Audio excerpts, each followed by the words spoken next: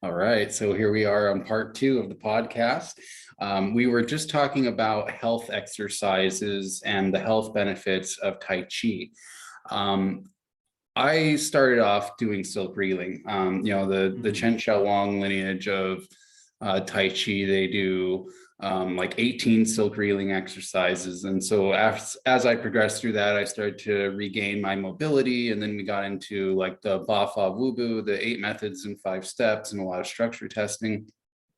But one of the things that was made apparent to me pretty quickly was that a lot of people didn't do that work. They didn't do the structure testing. They didn't do the 8 energies. They didn't do the 5 steps. They didn't get shown how to transfer those body methods into their pushing. So form and push hands a lot of times are kind of disconnected because people don't understand how to apply the theory in a concrete manner. And yeah, mostly when the common student goes and learns Tai Chi, they're learning they're learning later in the training. Hsing-i, they have the basic 5 fists, 12 animals, and then you start to link them together. And even Bagua, you had the single palm, double palm, and the revolving palm. And gradually you built the forms out of it. That's how Tai Chi was. Now, when I was with Master Liang, yeah, I learned the long form. But he said, if you really want to get this, you got to go back and you got to take every single movement and you got to do it left and right. So some of them are easy, like brush knee is left and right. That was the easy one. The one that really twisted my brain was going left and right, fist under elbow. And then he said, if a posture goes forward, you got to learn how to do it backward. If it goes left, you got to learn how to do it right. And it was called single movement training. And this was the basics, the foundation. And so I had to kind of go back and relearn that. And then, people are like, well, how can you just step in at this point or switch from left to right? It's because it's so simple, because the form is it's one person's choice of what you're going to do. Again, same with the pushing hands. Most people start out, you're going to start circling right away. That in Master Liang, that was halfway through the curriculum.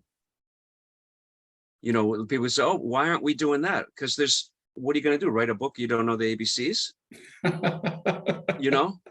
And then if you don't build a strong foundation, then you'll see as soon as there's a little bit of stress, a little bit of panic, people resort to tension and upper body strength. And then the pushing hands doesn't work.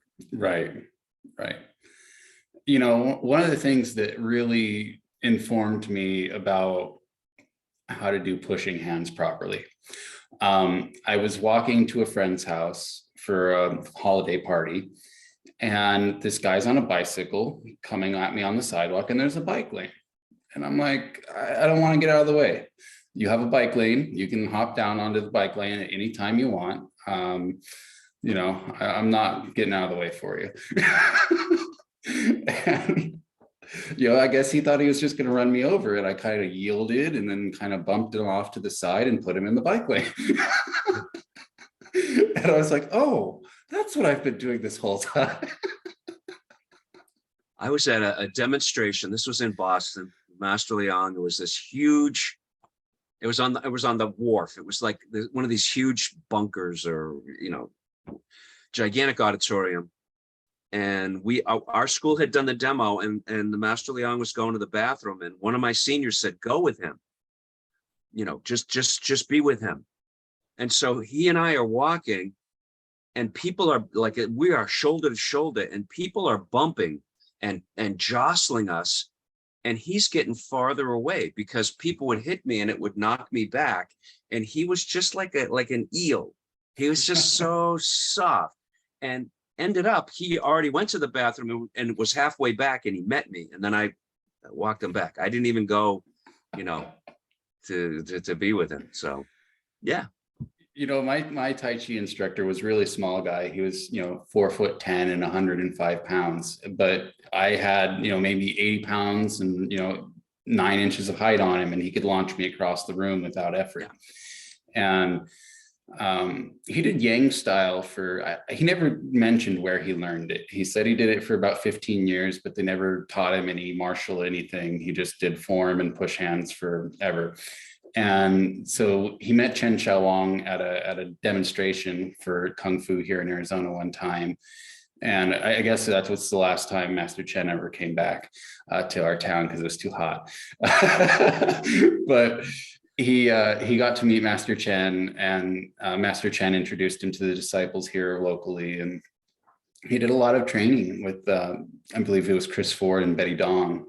And I was kind of like his experiment, like, you know, do I really want to spend the $10,000 on, you know, teaching this line of Tai Chi and becoming a disciple? And in the end, he got deported before he could do much with that. But, you know, very skilled guy.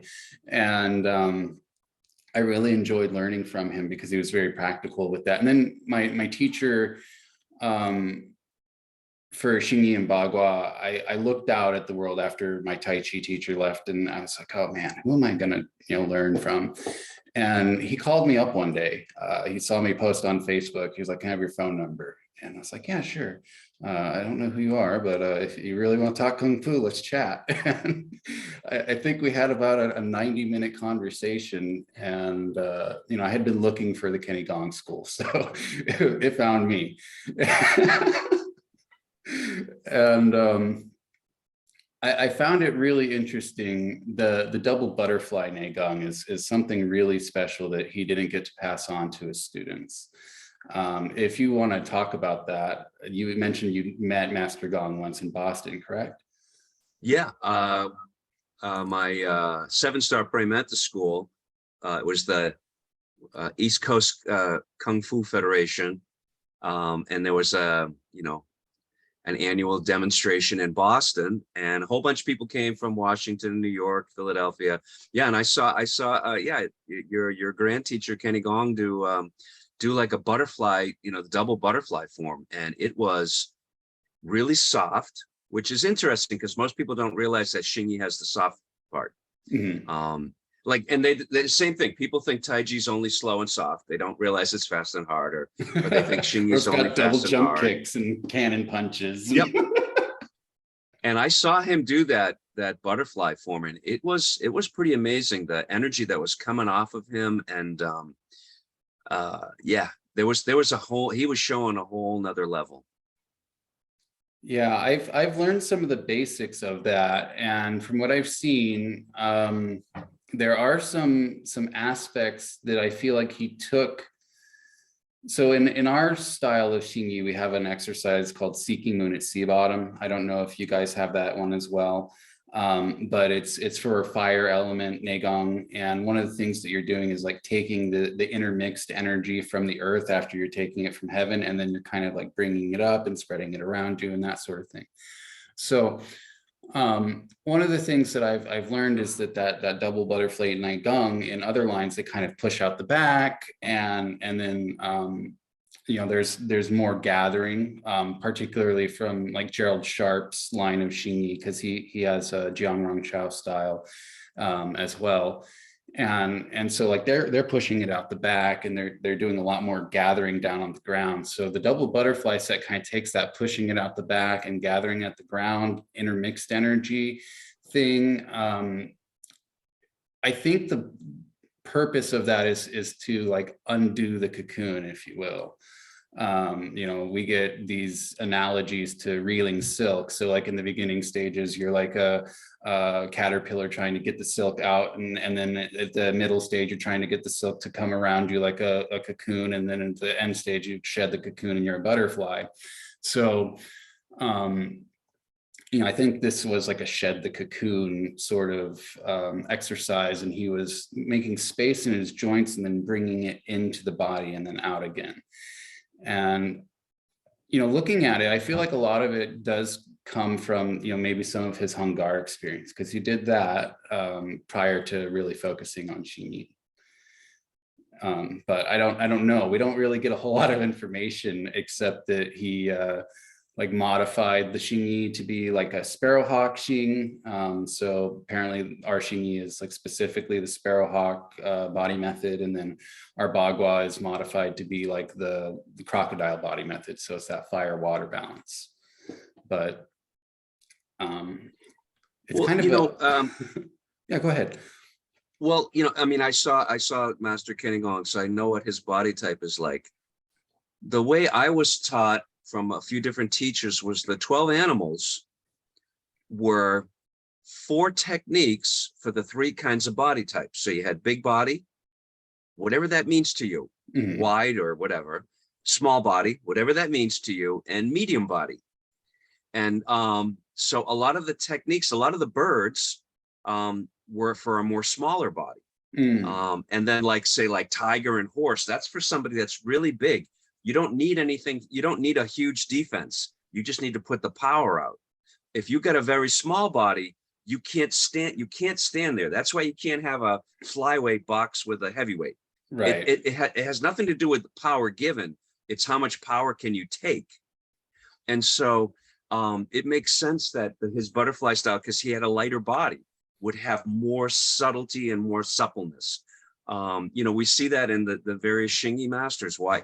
Some of them really into the bang chuan, because they have big body. You know, Mike Tyson, I mean, he for a guy with that big a body, with that peekaboo style, that's why he's so effective. You know, for he's me, not he's tall. kind of He's like the just true marriage wide. of, he's got a big body and yet Yeah. he's so slippery. He's the perfect marriage of hsing-i and bagua. You know, you can call it Western boxing, but you know, he's pretty incredible. I'd love to have seen like Zhang Jiaodong come forward in time to meet Mike Tyson or something. You know, like let's see what these 2 guys do. Well, you know, Joe Louis traveled Asia in the 50s after he'd already been world champion, and he was an amazing boxer. When he got to Taipei, the Hung brothers' teacher, Zhang Chunfeng, was also my teacher's teacher. He challenged Joe Louis. He got in the ring. Joe Louis was there to box with everybody. And Joe Louis said, yeah, Marquis of Queensberry rules. And Zhang Chunfeng said, no rules, which, you know, you got to be pretty damn confident. Because Right. Joe Louis had knockout power both hands too. Right. You know? That's great. So which school was that? Because I know you've trained with a lot of people. So that's the Gao style. Yeah, see, the Hongs taught Gao style Bagua, but their hsing-i comes from Li Junyi. Okay.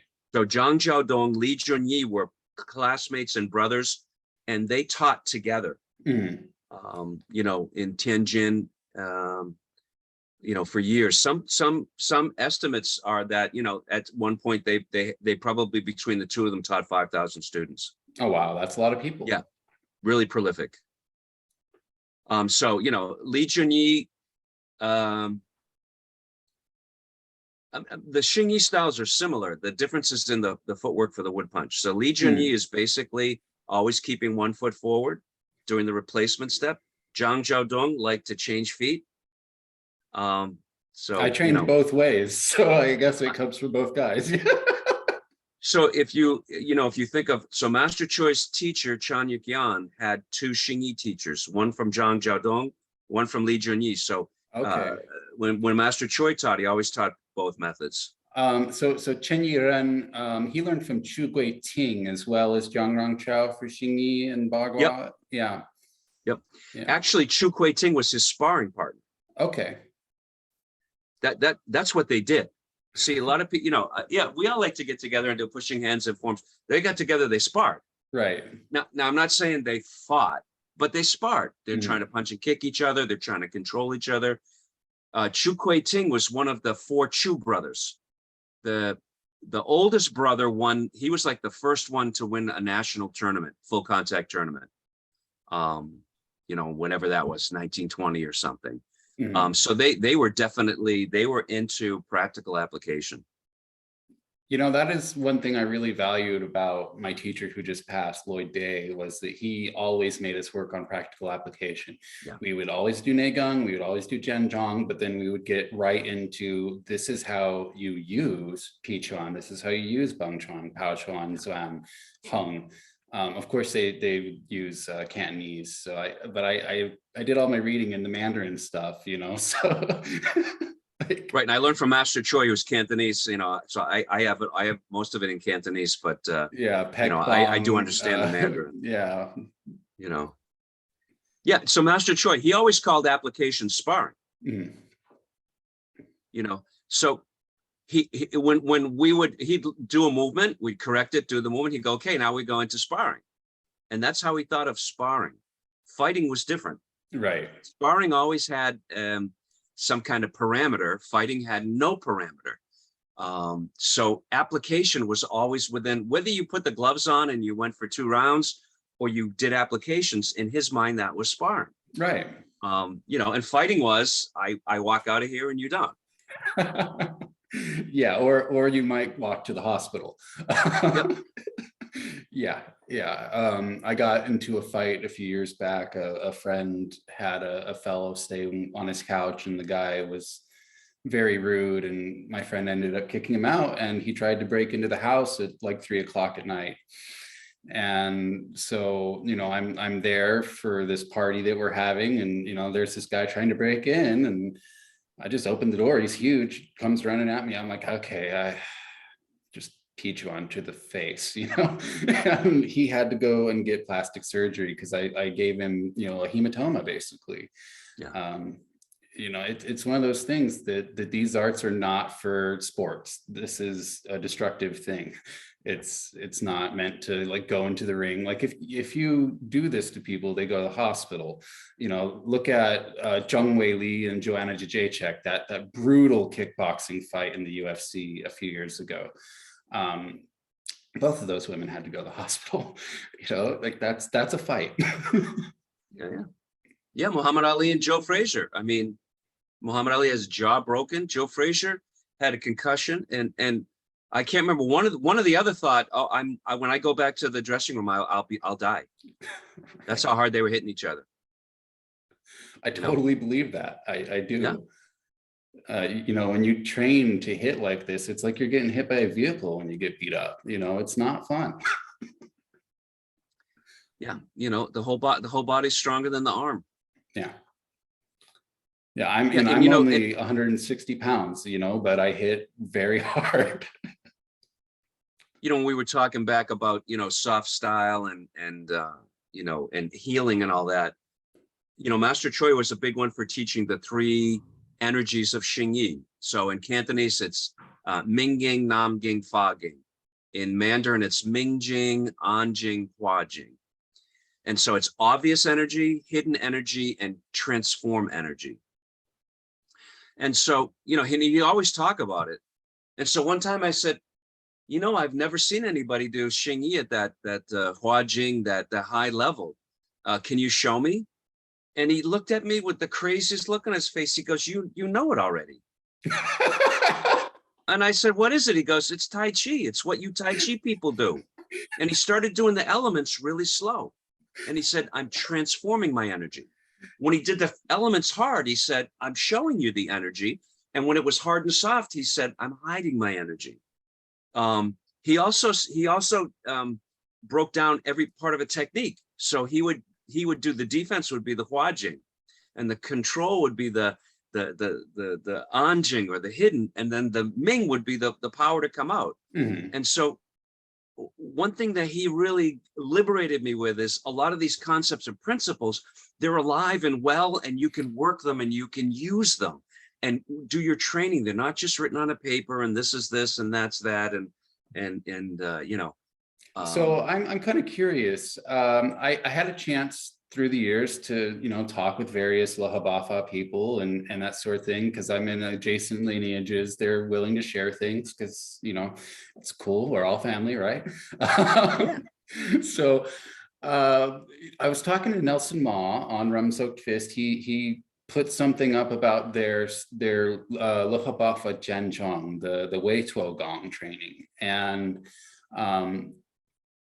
having seen like what Guolin Ying and Han-Xing those guys in the first generation old school Yichuan guys do, and then like what Han-Xing Chao made, it looked to me like there was a lot of influence from the Wei Tuo Gong of Lu Ha Bafa in what Han-Xing Chao put together for his Yichuan.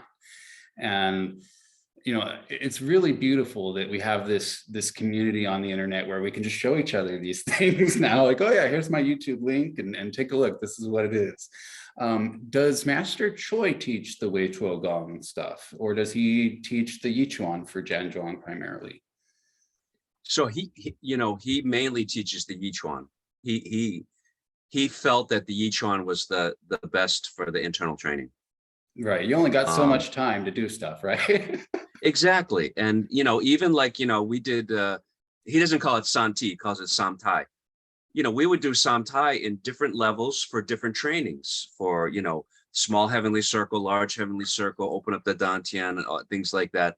But he really advocated just the standing meditation, but with full awareness. And why, there's a thing in the hsing-i classic, it says, if you don't understand this inch of the movement, don't do that inch. Like you can do all you want, and then there's this one part of the movement you don't understand it, you have to take it out. And he would talk about every inch of the standing meditation. What is it for? How do you successfully channel gravity? If the gravity goes anywhere but your bones, it's going to lock up a muscle. Muscles are for movement. Bone is for structure. And you can use your muscle for structure, but you can't move. And he would go in such huge detail. And then, when he would talk about it, he would say, the Yichuan master never taught fighting techniques, because most of the people that came already had techniques. Right. But if you didn't, then he would teach you some basic hsing-i, basic bagua, whatever. But for Master Choi, for sure, we did lots of standing, and we did lots of internal work. And that's reflective of my own training with Yichuan is basically they've kind of shown me how to get the internal quality and then plug that back into the techniques I already had. Yep. Which is nice to hear that that's normal. Yeah. Like one thing he said is like the basic, this is called the universal post, the universal system. He said that is the basic shape for everything that you need to do. Right. Whether you're going to protect your head, you're going to punch. You never punch out straight. He'd say, this is you learn how to measure yourself. So you're always protected, in each one to get the turtle protect its head. You're not going to protect your head out wide. You're going to get hit. And you can't punch too straight. You're going to get hit. And he said, this is to discipline you to have the bent arm. And that if you ever need to change distance, you use your footwork. Right. One of the things I've really enjoyed, I purchased Paul Andrews' Yan Yi course from Hsing-i Academy. I don't know if you're familiar with them, but they're in England. I'm not. They preserve some really old school Guoyuan Shen Xing Yichuan. And so they have this process they call research of intent. So it's kind of like a proto Yichuan. And so they'll kind of stand in universal embracing, and then they'll go into the 5 elements, and then the other side, and back and forth, and then some animal linking sequences back and forth out of the embracing pose. And I found that to be really useful because it gave me an insight on like where we can transition from this Jianzhuang post into everything else. And one of the other things I really enjoyed about this, Zhang Jiaodong, Jiangrang Chao lineage of Bagua is it's kind of like an expansion pack to the hsing-i body mechanics. Gerald Sharp goes into pretty good detail about the elemental correspondences and that sort of thing with the mother palms on his website. And I found that to be particularly useful to know that my heaven palm and my covering palm are still both metal. Yep. Things like that.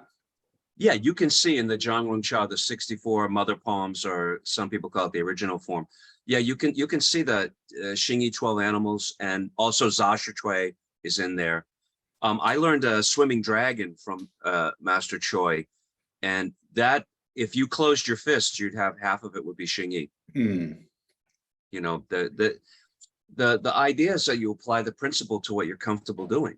And you know, And in our so all the Gong hsing-i style, masters, we do that. We actually close our fists. Like, so for like lean on horse, ask the way, it's basically Zanshan when we open up, and then, you know, like we yep. come through with like a Pao Chuan again, you know, like it's really interesting how those kind of feed back into each other.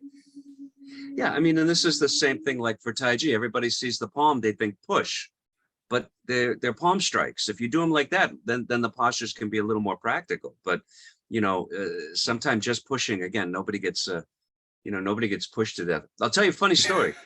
Let's stop a cliff, right? Yeah, no one gets pushed to death unless I push you off a cliff, you know, or you're 80 years old, I push you, you fall down, you break your hip. But I mean, you know, so when I was doing the Yichuan, you know, and I would go to Master Choi's to Chicago, and he said, okay, when you come out, I'm going to test your standing. So, you know, what do you think of when someone says going to test your standing? So I started to put a lot of time in to be able to stand, because I figured he was going to stick me in the corner, see if I can stand for half an hour or 40 minutes. Right. So I'm working it up, I'm working my endurance, I'm doing the standing a long time. So we get to Chicago, and you know, how you doing? Fine, great. Okay, you ready for me to test your standing? I'm like, yep. He goes, okay, you stand there. So I get in the position. He goes over to a weapons rack and he grabs a saber. Now, not a sharp saber, but a metal saber. And he stands right in front of me and he puts the saber up over his head and he goes, when I hit you in the head, you dodge.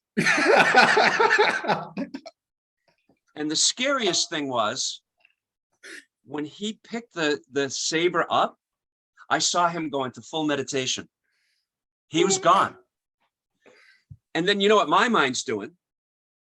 Is he going to go? Is it left, right? And all of a sudden he goes, boom, he hits you right in the top of the head. I couldn't move. I couldn't move. And he goes, no, try again. And then again, he's putting the saber up, right?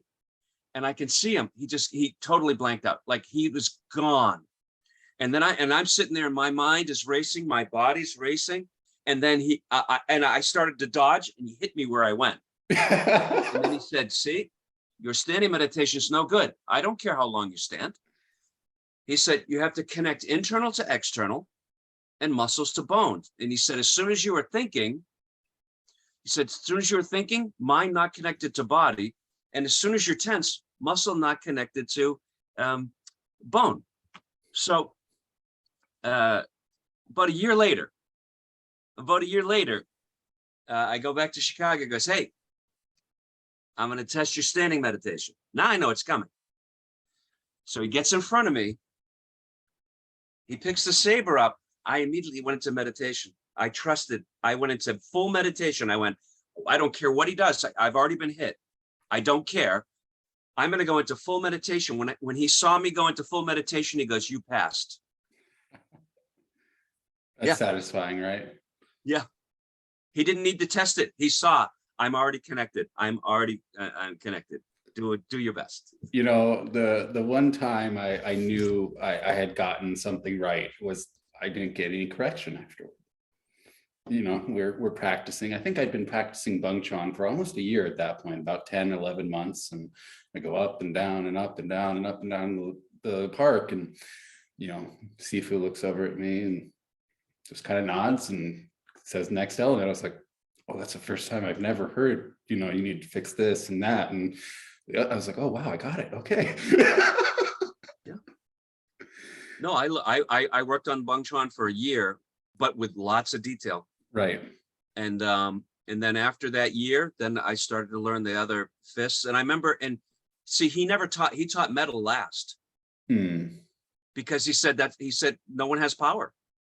He said, everybody got power in wood. He said, nobody got power in metal. He said, save that for last. That's the hardest one.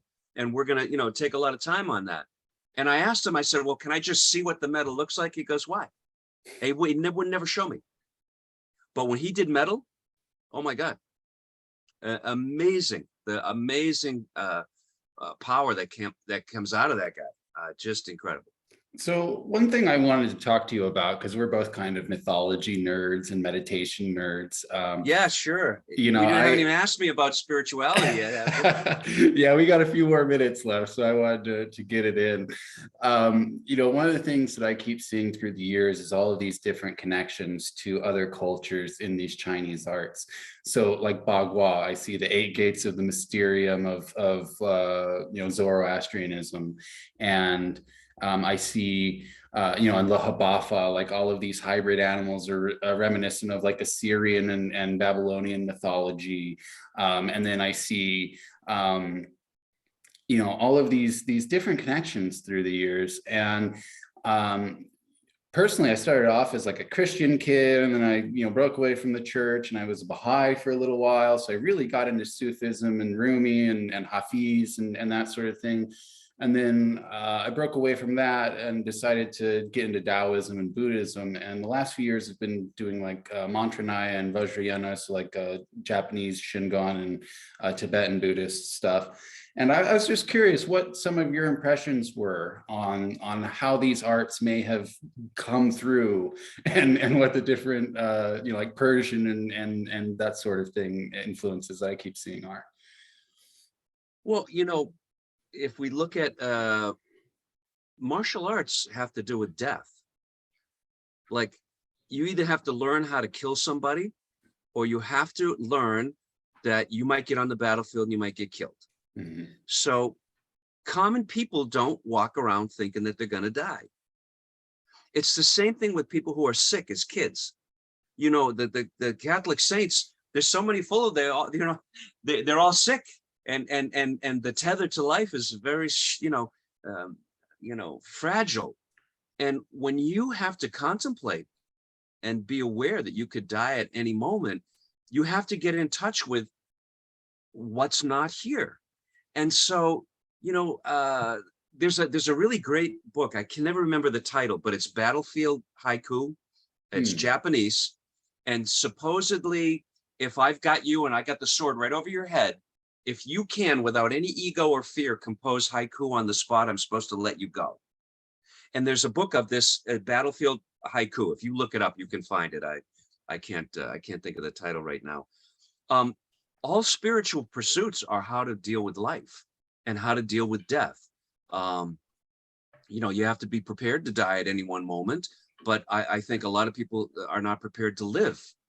Right. And, you know, I wanted to bring that up in my own personal journey. I've had a lot of chronic illness through the years. I had a heart attack at 22, a stroke at 23. As a kid, I was in and out of the hospital. And it wasn't, you know, like there's certain stages of these alchemical meditations. And, you know, one of the things that my seniors that I've learned from have said is like, you have your three centers, and then once you clear out your five elements, those harmonize, and you have access to like your higher level stuff, like your extraordinary meridians and your chakras and that sort of thing. And so when I finally accepted that I was going to be in this body and have all of this pain and whatever for however long I was going to live, it's going to happen, you know, okay, this is my experience, whatever. That's when I was able to transcend that three system, the three worlds system, and move on into the spiritual stuff, is that acceptance of life, of being here. What am I going to do here? You know, that is the thing that really helped me go through, because I've experienced death. I've died a few times, you know, like that's old hat now. But the idea that I'm going to be here for however long it is, and, you know, I have to do whatever it is I'm going to do in that time, that was something that helped me gain access to a higher state of being. Well, I mean, you know, when I was a kid, my first near-death experience, I was 4. And one thing I realized, one thing that scared the crap out of me was seeing my parents scared, and realizing that the two people who are supposed to love and protect me and save me from all harm could do nothing. And that was you know, at age 4, it was an eye opener. I wish no pain on anybody, but pain is a great teacher. I wish no tragedy on anybody. When you've had some tragedies and you've had some trauma in your life and you overcome it, it's an amazing teacher. And you know, martial arts, Martial arts is a lot of pain. True martial arts is painful. And sometimes it's boring. And sometimes, I'd rather Very be doing something boring. else, you know?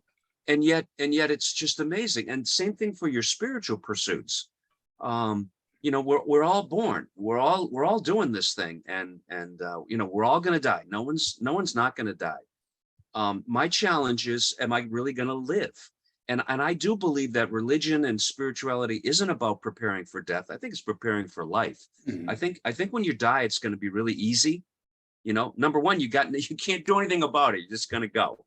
How do you reconcile it here? How do you be here? And to be, martial arts, to be in harmony with your body. And I think, spiritual pursuits, to be in harmony with your environment and other people. And, it can be really fun to hear what different religions and different cultures call the same thing. I mean, you get off on that. Oh, you guys call it this, we call it that. But at the end of the day, it's all the basics. We all have the same thing. We're all humans. We all get to eat. We all got to do the same things.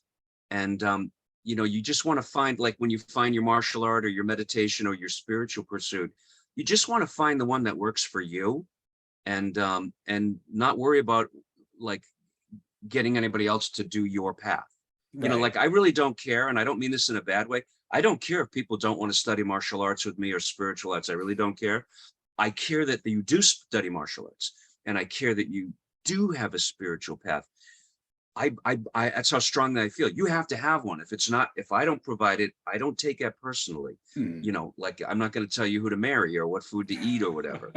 I really believe that, people need to practice martial arts, especially young men. You need some kind of philosophy to get through this. My one instructor, who was a police instructor in special forces, he said, whether you believe in God or not, you need some kind of belief to get you through an oh shit situation. I mean, the most practical, skeptical martial arts people on the planet are police. And yet, they've got a heavy belief system. To get you through that. With Master Mark, he taught something called Qigong. Sin means spirit.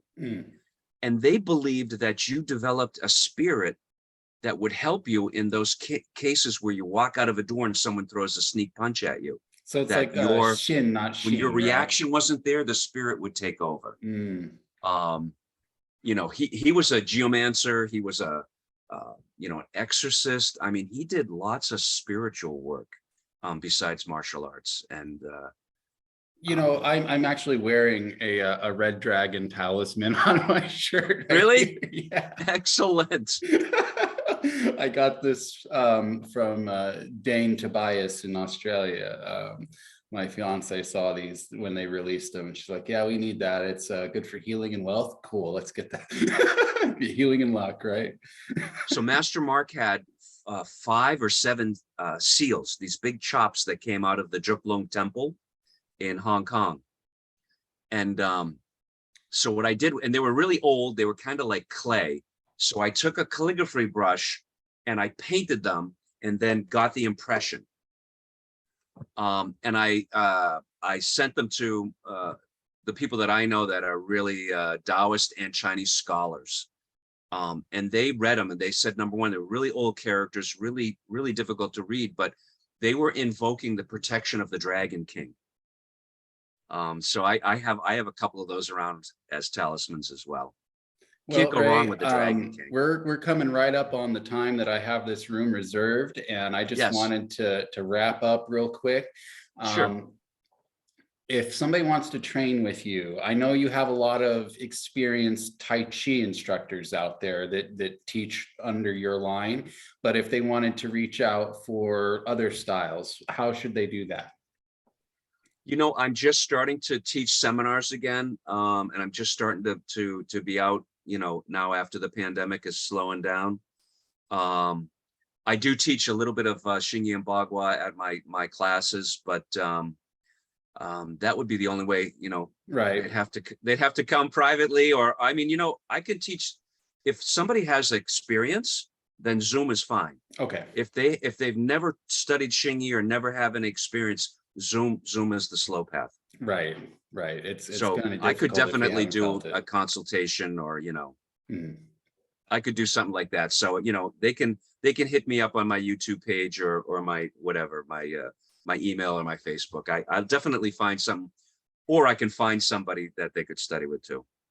All right. Well, Ray, thank you so much for your time. I'm Thank going to put you. all of the Appreciate it, Matt. links in I the appreciate it. description. I want to interview you on my podcast next. Yes, please. I look forward to it. All right. And All right. hopefully we can get some Zoom time in here when I get some extra money.